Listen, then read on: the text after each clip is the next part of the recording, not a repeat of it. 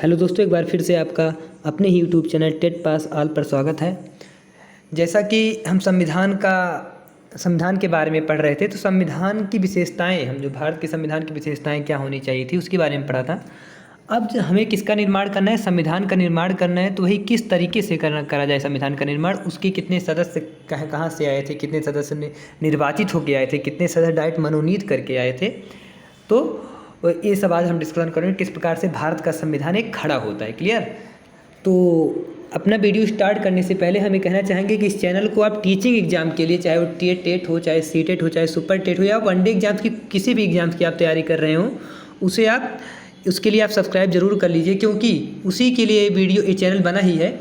आपके हर प्रकार के कार्यों को एक सरल ढंग से इसमें बताया जाएगा। आप चाहे वो शिक्षा मित्र से आप जुड़े हुए हो, चाहे आप हाउस वाइफ ही क्यों ना हो, हर तरह की स्ट्रेटजी आपको बताई जाएगी। तो उसके लिए आप इस चैनल को जरूर सब्सक्राइब करिए। क्लियर? तो हम चलते हैं हमने वीडियो की तरफ। देखिए, जब संविधान का निर्माण होना था तो उसमें 389 सदस्य थे कुल। क्लियर? कितने सदस्य थे? 389 सदस्य, जिसमें 93 सदस्य मनोनीत होके आए थे, मतलब उनका डायरेक्ट नॉमिनेशन कर लिया गया था। लेकिन बचे 296 सदस्यों में से कांग्रेस में से कितने थे? 208 थे। मुस्लिम लीग में 73 लोग थे और 15 सीटें अन्य सदस्य के थे। तो पहला क्वेश्चन यही बना है एक बार एग्जाम में आपके कि संविधान सभा में कुल कितने सदस्य थे? तो 389 सदस्य थे, जिसमें से 93 सदस्य मनोनीत करके आए थे और 208 सीटें कांग्रेस की थी, 73 सीटें मुस्लिम लीग की थी और 15 सीटें अन्य सदस्य की थी। क्लियर? इसके बाद हम आगे पढ़ते हैं। जब संविधान सभा की पहली बैठक कब हुई थी? 9 दिसंबर 1946 को हुई थी। इसी दिन डॉक्टर सचिदानंद सिन्हा को अस्थायी अध्यक्ष बनाया गया। तो संविधान सभा की पहली बैठक 9 दिसंबर 1946 को हुआ था। इसी दिन डॉक्टर सचिदानंद सिन्हा को अस्थायी अध्यक्ष बनाया गया। लेकिन डॉक्टर सचिदानंद सिन्हा ने खुद ही कहा कि मेरी उम्र काफ़ी हो चुकी है, मैं वृद्ध हो चुका हूँ, किसी ऐसे व्यक्ति को बनाया जाए जो अस्थायी के तौर पर तथा बाद में वही व्यक्ति भारत का राष्ट्रपति बने। फिर जब दूसरे दिन संविधान सभा की बैठक होती है, अर्थात ये देखो यहाँ से फिर क्वेश्चन आपका बनेगा, संविधान सभा की पहली बैठक में कितने सदस्य भाग लिए थे? 211 सदस्य भाग लिए थे। मुस्लिम लीग और हैदराबाद रियासत ने पहली बैठक में हिस्सा नहीं लिया था। क्लियर? फिर इसके बाद जब दूसरी बैठक होती है, जिसमें सचिदानंद सिन्हा को अस्थायी अध्यक्ष नहीं बनाया जाता है, बल्कि 11 दिसंबर 1946 ईस्वी को डॉक्टर राजेंद्र प्रसाद को अस्थायी अध्यक्ष के रूप में बना दिया जाता है। इसी दिन हरेंद्र कुमार को भी उपाध्यक्ष बनाया जाता है। तो पहली बैठक कब हुई है? 9 दिसंबर 1946, जिसमें डॉक्टर सचिदानंद सिन्हा को अस्थायी अध्यक्ष बनाया जाता है। लेकिन वो क्या कहते हैं, मेरी उम्र हो चुकी है, मैं इसके लायक नहीं हूँ, किसी ऐसे व्यक्ति को बनाया जाए जो अस्थायी तौर पर हो तथा वो भारत का आगामी या पहला राष्ट्रपति भी बने। तो 11 दिसंबर 1946 ईस्वी को डॉक्टर राजेंद्र प्रसाद को अस्थायी अध्यक्ष बनाया गया। तो यहाँ से क्वेश्चन क्या बनेगा, भारतीय संविधान के पहले अस्थायी अध्यक्ष कौन थे? भारतीय संविधान के पहले अस्थायी अध्यक्ष कौन थे? तो आपके डॉक्टर सचिदानंद सिन्हा थे। फिर क्वेश्चन बनेगा, भारतीय संविधान के अस्थायी अध्यक्ष कौन थे? तो भारतीय संविधान के अस्थायी अध्यक्ष कौन थे? आपके डॉक्टर राजेंद्र प्रसाद थे। एक चीज़ और मैं आपसे यहाँ पर इम्पोर्टेंट पॉइंट, संविधान सभा के सलाहकार कौन थे? संविधान सभा के सलाहकार BN राव थे, अर्थात डॉक्टर बेनेगल राव थे।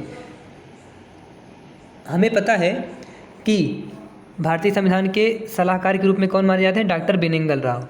लेकिन डॉक्टर बेनेगल राव भारतीय संविधान के पितामह के रूप में नहीं माने जाते हैं। लेकिन डॉक्टर भीमराव अम्बेडकर, जिन्हें क्या बोला जाता है? डॉक्टर भीमराव अम्बेडकर को भारतीय संविधान का पितामह उन्होंने खुद स्वीकृत किया है। उन्होंने अपनी पुस्तक में लिखा है कि भारतीय संविधान का पिता मुझे ना स्वीकृत किया जाए, भारतीय संविधान का पिता मुझे ना स्वीकृत करके इसे किसको स्वीकृत किया जाए? डॉक्टर बेनेगल राव को। क्योंकि मैंने कल बताया था कि 60 देशों का भ्रमण किया गया था और 15 देशों का संविधान अपना लिया गया था। तो वही 60 देशों का भ्रमण करने का काम किसने किया था? 60 देशों का भ्रमण करने का काम डॉक्टर बेनेगल राव ने ही किया था। इसीलिए डॉक्टर भीमराव अम्बेडकर खुद कहते हैं कि भारतीय संविधान के पितामह कौन है? डॉक्टर बेनेगल राव। क्लियर? इसके बाद मैंने फिर से बात बताई थी, 13 दिसंबर 1946 को पंडित जवाहरलाल नेहरू ने उद्देश्य प्रस्ताव, जो बाद में प्रस्तावना का रूप ले लेता है, ठीक है, प्रस्तुत किया। अर्थात उद्देश्य क्या कब प्रस्तुत हुई? संविधान सभा की तीसरी बैठक में। पहला बैठक कब होता है? 9 दिसंबर 1946। दूसरा बैठक कब हो रहा है? 11 दिसंबर 1946। तीसरा बैठक 13 दिसंबर 1946, जिसमें पंडित जवाहरलाल नेहरू ने उद्देश्य का प्रस्ताव प्रस्तुत किया है, जो कि आगे चलकर 22 जनवरी 1947 को किसका रूप ले लेता है? प्रस्तावना का रूप ले लेता है। क्लियर? इसके बाद हम देखेंगे स्वतंत्रता के बाद संविधान सभा की पहली बैठक कब हुई थी? 1 अक्टूबर 1947 को। यहाँ से भी क्वेश्चन बना है। स्वतंत्रता के बाद हमें पता है कि भारत का स्वतंत्र कब हो गया था? 15 अगस्त 1947।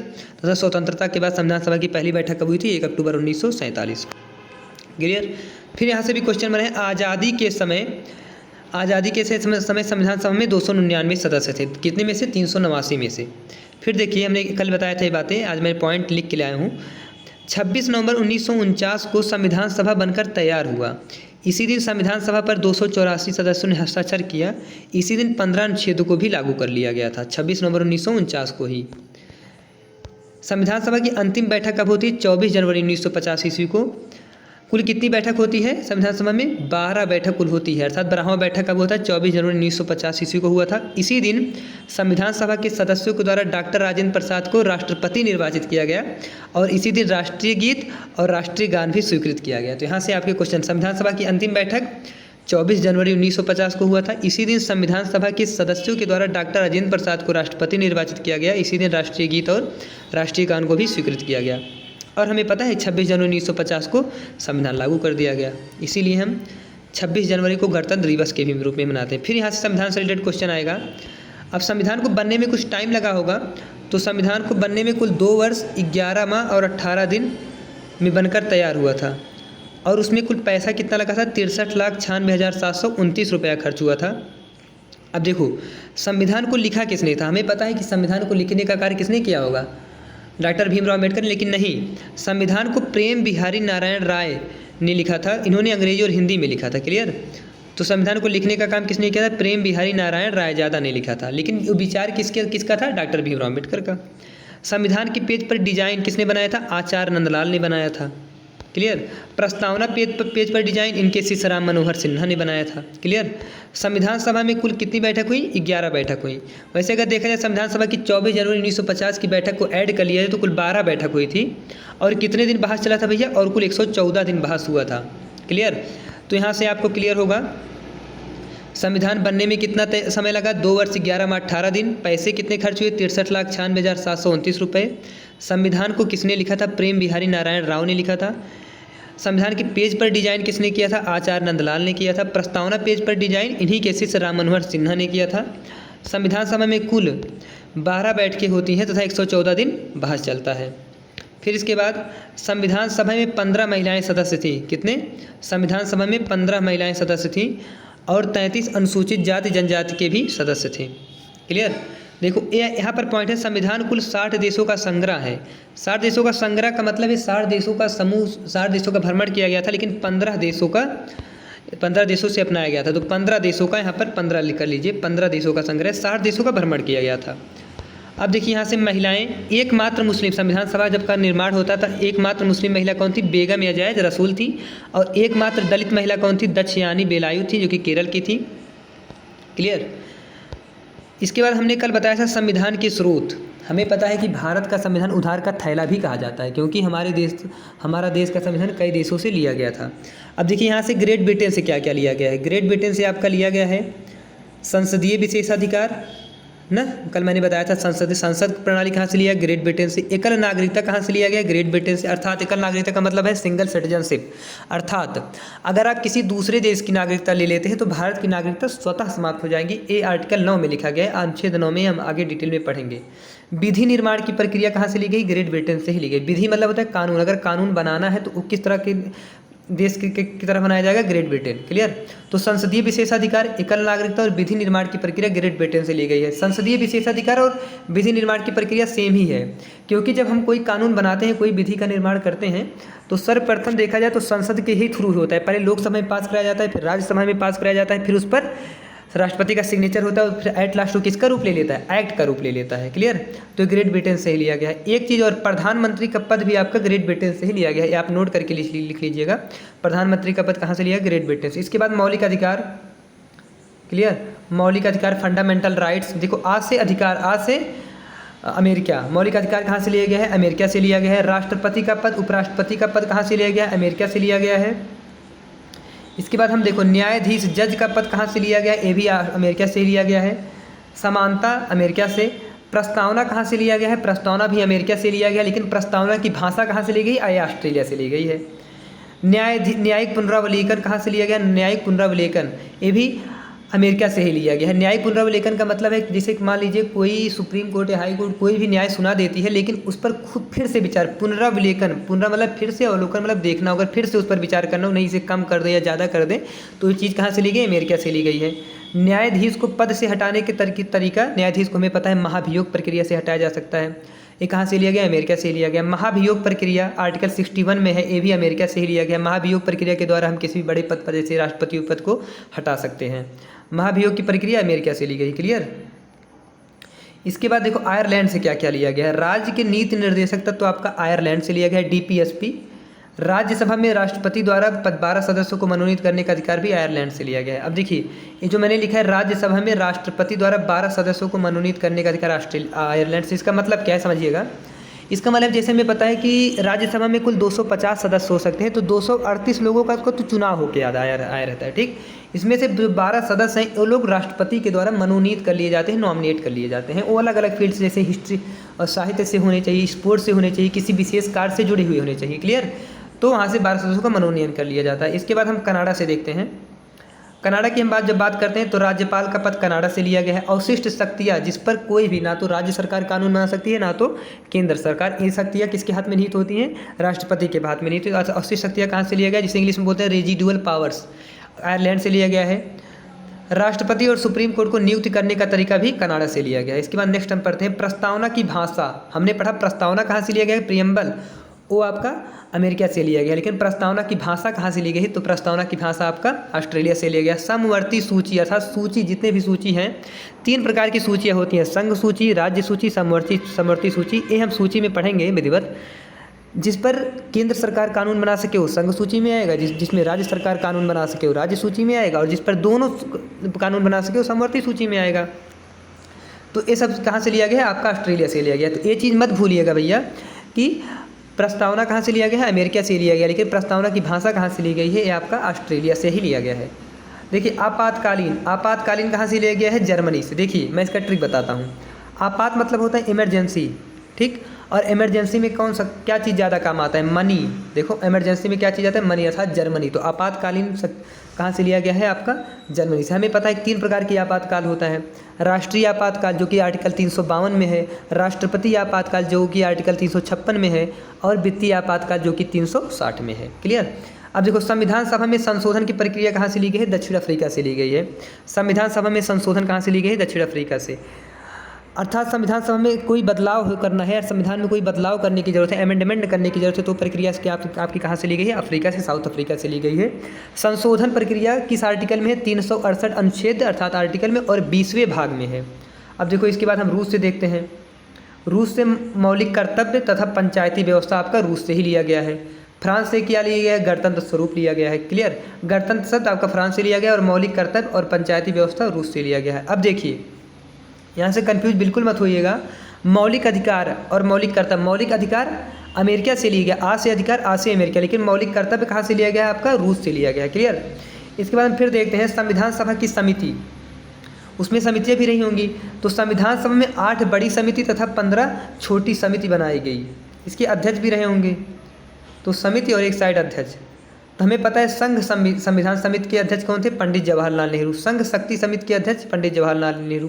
तो यहाँ से क्लियर होगा एक कि संघ से रिलेटेड जितनी भी समितियाँ थी उनके अध्यक्ष कौन थे? पंडित जवाहरलाल नेहरू। प्रांत विधान समिति के अध्यक्ष सरदार वल्लभ भाई पटेल। मौलिक अधिकार एवं अल्पसंख्यक समिति के अध्यक्ष कौन थे? सरदार वल्लभ भाई पटेल। मौलिक अधिकार एवं अल्पसंख्यक समिति का मतलब क्या है? हमें पता है सबसे पहले मौलिक अधिकार का मांग किसने किया था अधिवेशन में? कांग्रेस के अधिवेशन में सरदार वल्लभ भाई पटेल ने ही मांग किया था 1931 के कराची अधिवेशन में। तो इसीलिए मौलिक अधिकार एवं अल्पसंख्यक समिति के किसको बनाया गया? सरदार वल्लभ भाई पटेल को बनाया गया। झंडा समिति के अध्यक्ष किसे बनाया गया? डॉक्टर राजेंद्र प्रसाद को बनाया गया। अगर देखिए JB कृपलानी भी थे, लेकिन अगर प्रियोरिटी ऑप्शन दोनों हो तो किसको देना है? डॉक्टर राजेंद्र प्रसाद को देना है। ठीक है, अगर डॉक्टर राजेंद्र प्रसाद नहीं रहेंगे तो JB कृपलानी, नहीं तो अगर दोनों रहेंगे तो प्रियोरिटी किसको देना है? डॉक्टर राजेंद्र प्रसाद को। कार्य संचालन समिति का अध्यक्ष कौन था? KM मुंशी अर्थात कन्हैयालाल मणिकराम मुंशी। सभा संचालन समिति के अध्यक्ष कौन थे? डॉक्टर राजेंद्र प्रसाद। प्रारूप समिति के अध्यक्ष कौन थे? डॉक्टर भीमराव अम्बेडकर। यहाँ से आपका बहुत बार क्वेश्चन बना है कि प्रारूप समिति के अध्यक्ष कौन थे, तो ये आपका मोस्ट इंपॉर्टेंट है, इसको याद करिएगा। अब देखिए हमें पता है कि प्रारूप समिति का गठन कब हुआ था, 29 अगस्त 1947 का। यहाँ से भी आपका बहुत बार क्वेश्चन बना है कि प्रारूप समिति का गठन कब हुआ था, 29 अगस्त 1947 ईस्वी को हुआ था। क्लियर। तो प्रारूप समिति में कितने सदस्य थे, कुल 7 सदस्य थे। आपका एक बार एग्जाम में क्वेश्चन बना है प्रारूप समिति में कुल कितने सदस्य थे, तो ऑप्शन था 6, 7, 8, 9। तो प्रारूप समिति में कुल कितने सदस्य थे, 7 सदस्य थे। इसका गठन कब हुआ था, 29 अगस्त 1947 को। ठीक। और इसके अध्यक्ष कौन थे, डॉक्टर भीमराव अम्बेडकर। तो 7 सदस्य के बारे में हम पढ़ते हैं। पहले डॉक्टर भीमराव अम्बेडकर, दूसरे कौन थे, डॉक्टर सर अलायदी अय्यर, तीसरे कौन थे, एन.के. गोपाल स्वामी, चौथे कौन थे, के.एम. मुंशी। के.एम. मुंशी एक ऐसे प्रारूप समिति के अध्यक्ष थे जो कि गैर कांग्रेसी थे और सभी लोग कांग्रेस से ही जुड़े थे। ठीक है। एक कौन थे, बी.एल. मित्तल थे, एक दूसरे डी.पी. खेतान, 7वें नंबर पे सैयद मोहम्मद सादुल्ला। तो एक क्वेश्चन आता है कि प्रारूप समिति में एकमात्र मुस्लिम अध्यक्ष कौन था, तो सैयद मोहम्मद सादुल्ला था। फिर क्वेश्चन आएगा प्रारूप समिति में एकमात्र गैर कांग्रेसी अध्यक्ष कौन था, सदस्य कौन था, तो के.एम. मुंशी। क्लियर। लेकिन फिर से यहाँ से कुछ बदलाव देखो, बी.एल. मित्तल जो है 13 अक्टूबर 1947 को त्यागपत्र देते थे। क्यों, क्योंकि इनके स्थान पर माधवराव को बनाया गया था, क्योंकि इनकी तबीयत क्या हो गई थी, खराब हो गई थी। और डी.पी. खेतान के स्थान पर के कृष्णमाचारी को बाद में सदस्य बनाया जाता है, क्योंकि डी.पी. खेतान की क्या हो जाती है, देहांत हो जाता है। ठीक। अब देखो संविधान के बारे में हम कल उसके अंदर जाके हम पढ़ेंगे कि भाग क्या होता है, अनुसूची क्या होता है, अनुच्छेद क्या होता है।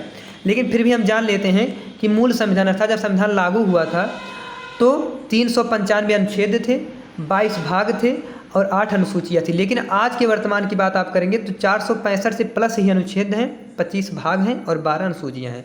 तो यहाँ से 2 प्रकार के क्वेश्चन बनते हैं, मूल संविधान से और वर्तमान संविधान से। तो मूल संविधान से में कितने अनुच्छेद, 395 अनुच्छेद, 22 भाग और 8 अनुसूचियाँ थी। लेकिन वर्तमान संविधान में अगर देखेंगे 465 अनुच्छेद, 25 भाग और 12 अनुसूचियाँ। क्लियर। तो अनुसूची क्या होता है, भाग क्या होता है तथा अनुच्छेद क्या होता है, इस हम का जिक्र हम कल करेंगे। अनुसूची 1, जैसे हमें पता है कि मूल संविधान में कितनी अनुसूचियाँ थी, हमने बताया कि मूल संविधान में 8 अनुसूचियाँ, लेकिन इस समय 12 अनुसूची। तो वो जो 4 अनुसूची अलग से आई वो किसी न किसी संविधान संशोधन के द्वारा आई रही होंगी। क्लियर। तो वो किस संविधान संशोधन के द्वारा कौन कौन सी जोड़ी गई उसको हम कल पढ़ेंगे। लेकिन एक बार फिर से मैं अपनी बातों को दोहराना चाह रहा हूँ। इस वीडियो में मैंने पढ़ाया है क्या, इस वीडियो में मैंने पढ़ाया कि संविधान सभा में कुल 389 सदस्य थे, जो कि 93 सदस्य का नॉमिनेशन करके आया था और 296 सदस्यों में से कांग्रेस के 208 सीटें थी, मुस्लिम लीग ने 73 सीटें थी और 15 सीटें अन्य सदस्य के थे। ठीक। संविधान सभा की पहली बैठक आपका होता है 9 दिसंबर 1946 को, जिस पर डॉक्टर सत्येंद्र सिन्हा को अस्थायी अध्यक्ष बनाया जाता है। अस्थायी अध्यक्ष क्यों थे, क्योंकि उन्होंने खुद ही कहा था कि मेरी काफ़ी उम्र हो चुकी है, मुझे अध्यक्ष नहीं बनाया जाए, बल्कि ऐसे व्यक्ति को अध्यक्ष बनाया जाए जो बाद में अस्थायी अध्यक्ष भी रहे और भारत का प्रथम राष्ट्रपति भी रहे। तो दूसरे दिन बैठक होती है 11 दिसंबर 1946 को। उसी दिन भारत का प्रथम अस्थायी अध्यक्ष किसको बना दिया जाता है, डॉक्टर राजेंद्र प्रसाद को बना दिया जाता है। 13 दिसंबर जो तीसरी बैठक होती है, उसी दिन राजेंद्र प्रसाद क्या करते हैं, राजेंद्र प्रसाद करते हैं कि प्रस्तावना को डिजाइन करते हैं कि प्रस्तावना होना चाहिए। लेकिन उसमें प्रस्तावना के नाम से नहीं था, बल्कि उद्देश्य के नाम से था। लेकिन यही उद्देश्य बाद में 22 जनवरी 1947 को किसका रूप ले लेता है, आपका उद्देश्य प्रस्तावना का रूप ले लेता है। क्लियर। फिर देखिए यहाँ से इंपॉर्टेंट बिंदु। हाँ, संविधान बन के कब तैयार हो गया था, 26 नवंबर 1949 को हमारा संविधान बन के तैयार हो गया था। इसी दिन 284 सदस्यों ने हस्ताक्षर किया था और 15 अनुच्छेद लागू कर दिए गए थे। फिर देखिए संविधान सभा की अंतिम बैठक 24 जनवरी 1950 ईस्वी को हुआ था। इसी दिन संविधान सभा के सदस्यों के द्वारा डॉक्टर राजेंद्र प्रसाद को राष्ट्रपति निर्वाचित किया गया और इसी दिन राष्ट्रीय गीत और राष्ट्रीय गान स्वीकार किया गया। लेकिन अपनाया लागू कब किया गया, 26 जनवरी 1950, क्योंकि इसके पीछे मैंने स्टोरी बताई थी कि 26 जनवरी 1930 ईस्वी को भारत के प्रथम प्रधानमंत्री डॉक्टर पंडित जवाहरलाल नेहरू ने लाहौर में रावी नदी के किनारे ही झंडा फहराकर एक घोषित कर दिया था कि जब भी हम अपना स्वाधीनता दिवस मनाएंगे 26 जनवरी को ही मनाएंगे। क्लियर। तो इसी दिन अब देखो संविधान बनने में टाइम 2 वर्ष 11 माह 18 दिन तथा कितने पैसे खर्च हुए थे, 63,96,729 रुपये खर्चे हुए थे। ठीक है। संविधान को लिखा कितने था, तो प्रेम बिहारी नारायण राव ने लिखा था, इन्होंने हिंदी और इंग्लिश दोनों में लिखा। संविधान के पेज पर डिजाइन का काम आचार्य नंदलाल ने बनाया। प्रस्तावना पेज पर डिजाइन का कार्य इनके शिष्य राम मनोहर सिन्हा ने किया था। संविधान सभा में कुल 12 बैठक हुई थी और 114 दिन बहस चला था। क्वेश्चन आता है संविधान सभा में कुल कितनी महिलाएं थी, तो संविधान सभा में कुल 15 महिलाएं थी। क्लियर। और 33 अनुसूचित जाति जनजाति के सदस्य थे, अर्थात SC एंड ST अर्थात schedule caste and schedule tribes. अब देखिए हमें पता है कि संविधान के स्रोत अलग अलग देशों से लिए गए हैं। जैसे ब्रिटेन से आपका क्या लिया गया है, संसदीय प्रणाली लिया गया है, एकल नागरिकता लिया गया है तथा प्रधानमंत्री का पद लिया गया है तथा कोई कानून बनाने की प्रक्रिया है वो भी आपका कहाँ से लिया गया है, ब्रिटेन से लिया गया है। मौलिक अधिकार आपका अमेरिका से लिया गया है। राष्ट्रपति उपराष्ट्रपति का पद अमेरिका से लिया गया। न्यायिक पुनरावलोकन अर्थात कि न्याय को फिर से अगर देखना हो, फिर से उसका जजमेंट देना हो तो भी अमेरिका से लिया गया है। इसके बाद हम देखते हैं कि महाभियोग अर्थात इम्पीचमेंट, जो बड़े बड़े पद को हटाने की प्रक्रिया होती है, वो भी आपका अमेरिका से लिया गया है। क्लियर। इसके बाद हम देखते हैं राज्य के नीति निर्देशक तत्व तो आपका आयरलैंड से लिया गया है। राज्यसभा में राष्ट्रपति द्वारा 12 सदस्यों को मनोनीत करने का अधिकार कहाँ से लिया गया है, आयरलैंड से लिया गया है। इसके बाद हम फिर से देखते हैं राज्यपाल के पद अवशिष्ट शक्तियाँ राष्ट्रपति सुप्रीम कोर्ट को नियुक्त करने के तरीका कनाडा से। प्रधानमंत्री का पद ब्रिटेन से, राष्ट्रपति उपराष्ट्रपति का पद आपका अमेरिका से तथा राज्यपाल का पद कहाँ से लिया गया है, कनाडा से लिया गया है। अब देखो प्रस्तावना भी कहाँ से लिया गया है, अमेरिका से लिया गया है, लेकिन प्रस्तावना की भाषा आपकी कहाँ से ली गई है, ऑस्ट्रेलिया से ली गई। सब ध्यान दीजिएगा भैया। समवर्ती सूची कहाँ से ली गई, ऑस्ट्रेलिया से ली गई। आपातकालीन उपबंध कहाँ से लिए गए हैं, जर्मनी से लिया गया है। कोई भी संविधान में संशोधन करने वो चीज़ कहाँ से ली गई है, वो तकनीक कहाँ से लिया गया, दक्षिण अफ्रीका से लिया गया। गणतंत्र स्वरूप कहाँ से लिया गया, फ्रांस से लिया गया। मौलिक कर्तव्य और पंचायती व्यवस्था आपका रूस से लिया गया है। क्लियर। तो संविधान सभा में कई समितियां बनी थी, जिसमें 8 बड़ी समिति तथा 15 छोटी समिति थी, जिसमें संघ से रिलेटेड जितनी भी समिति थे सबके अध्यक्ष कौन थे, पंडित जवाहरलाल नेहरू। प्रांत विधान समिति के अध्यक्ष कौन थे, सरदार वल्लभ भाई पटेल। मौलिक अधिकार एवं अल्पसंख्यक समिति के अध्यक्ष कौन थे, सरदार वल्लभ भाई पटेल थे। ठीक है। झंडा समिति के अध्यक्ष डॉक्टर राजेंद्र प्रसाद थे। कार्य संचालन समिति के अध्यक्ष के एम मुंशी थे। क्लियर। प्रारूप समिति के अध्यक्ष कौन थे, प्रारूप समिति के अध्यक्ष थे डॉक्टर भीमराव अंबेडकर थे। सभा संचालन समिति के अध्यक्ष डॉक्टर राजेंद्र प्रसाद थे। प्रारूप समिति का गठन कब किया गया था, 29 अगस्त 1947 को किया गया था। इसमें 7 सदस्य थे तथा इसकी स्थापना किसने की थी, डॉक्टर भीमराव अंबेडकर ने की थी। इसके 7 सदस्य का नाम हम देख लेते हैं। पहला कौन थे, डॉक्टर भीमराव अंबेडकर। दूसरा कौन थे, डॉक्टर सर अय्यादी अय्यर। तीसरे कौन होंगे, एन के गोपाल स्वामी। चौथे कौन है, के एम मुंशी। प्रथम गैर कांग्रेसी जो कि प्रारूप समिति के सदस्य थे, बी एल मित्तल भी थे, डी पी खेतान भी थे, सैयद मोहम्मद सादुल्ला। प्रारूप समिति के एकमात्र मुस्लिम अध्यक्ष कौन थे, सैयद मोहम्मद सादुल्ला थे। क्लियर। इसके बाद हम देखते हैं कि संविधान में वर्तमान संविधान का और में क्या था और मूल संविधान में क्या था। तो मूल संविधान की हम जब बात करते हैं तो 395 अनुच्छेद थे, 22 भाग थे और 8 अनुसूचियाँ थी।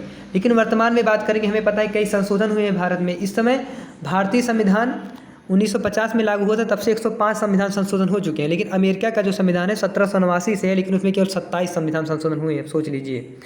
लेकिन वर्तमान में अगर बात करेंगे तो संविधान संशोधन बढ़ा है, तो 465 अनुच्छेद हुआ है, 25 भाग हुआ है और 12 अनुसूचियाँ हुई हैं। कल अगर हम बात करेंगे तो कल अनुसूची के बारे में जिक्र करेंगे। इसके बाद अनुसूची के बाद हम पार्ट पे आएंगे, अनुच्छेद पे आएंगे, तो हमें वास्तविक संविधान का मतलब कल से पता चलेगा। क्लियर। तो हम आपसे एक आशा करते हैं कि ये बातों को आप चाहे वीडियो पॉज करके चाहे जो भी करके आप ज़रूर देखिएगा, एक एक पॉइंट को लिखिएगा। आपके 100% एग्जाम में हेल्प करेगा, चाहे टेट हो, सीटेट हो या सुपर टेट हो। 100% कितने भी क्वेश्चन, मैं दावा के साथ कह रहा हूँ, बनाया गया नोट्स पूरे तरीके से एनालिसिस करके ही बनाया गया, खुद मेरे द्वारा ही बनाया गया है। क्लियर। तो इन सब चीज़ों को आप अमल ज़रूर करिएगा। और मेरा एक आपसे रिक्वेस्ट है कि आप प्रस्तावना, जो भारतीय संविधान का मूल अंग है, मूल भाग है, अगर देखा जाए क्या अंदर चीज़ें हैं आपके संविधान में बताता है, ठीक है, तो आप मूल प्रस्तावना चीज़ ज़रूर याद करके आइएगा। इससे हमें बहुत ही खुशी होगी। इसी के साथ मैं अपने वीडियो को विराम देता हूँ। धन्यवाद।